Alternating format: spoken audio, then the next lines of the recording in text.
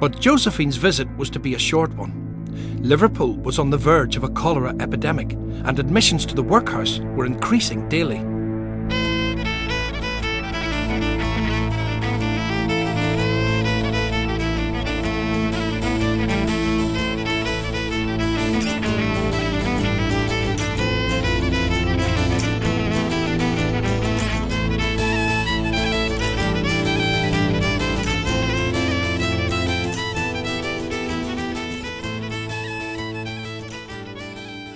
Having secured the future of the in-service training programme for nurses, a triumph she described as her legacy, Agnes faced a dispiriting setback when she was forced to abandon the second training scheme aimed at the female pauper assistants. While her contemporaries shied away from any reports that could be perceived as unsympathetic, it's clear she suffered from bouts of severe depression. There are references to her being spiritually as well as physically overtaxed in every way, as well as having an oversensitive conscience and a morbid self-condemnation. Sometimes I wonder if this city contains some of the vilest individuals in the country.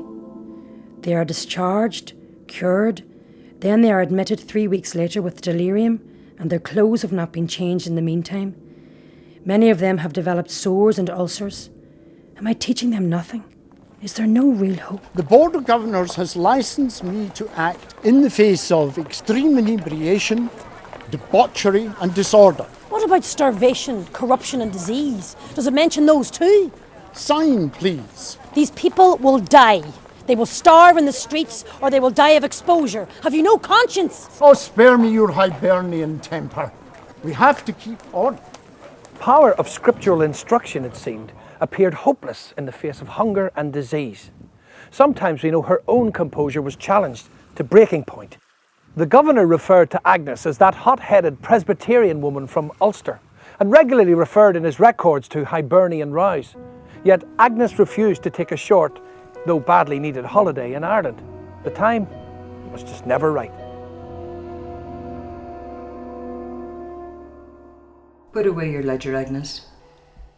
If I cannot be on the wards, I can at least keep the records up to date. I have sent for Dr. Drake. He will examine you in the morning. I will be at work in the morning.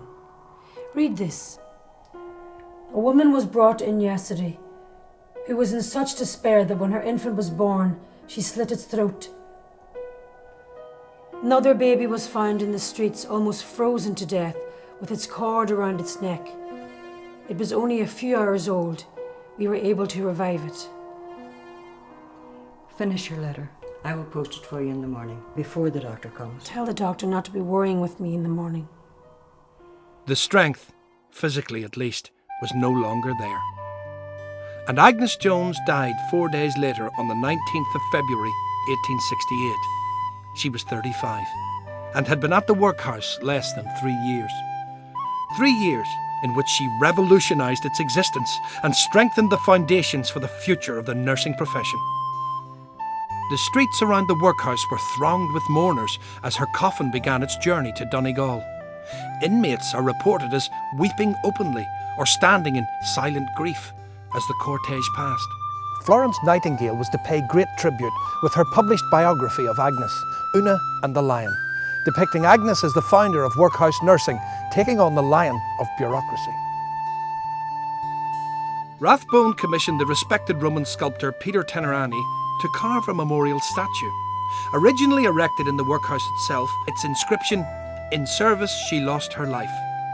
Best of all, the vestry members Agnes had converted to her philosophy of care remained committed morally and financially to continuing her work and the probationers' training scheme.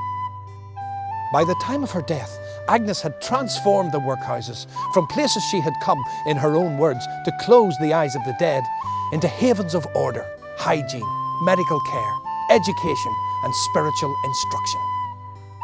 Agnes Jones remains a legendary figure, even a folk heroine in Liverpool to this day.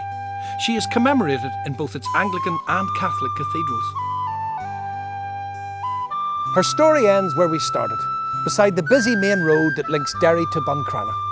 Agnes herself lies alongside her father, her simple grave now tended by well-wishers.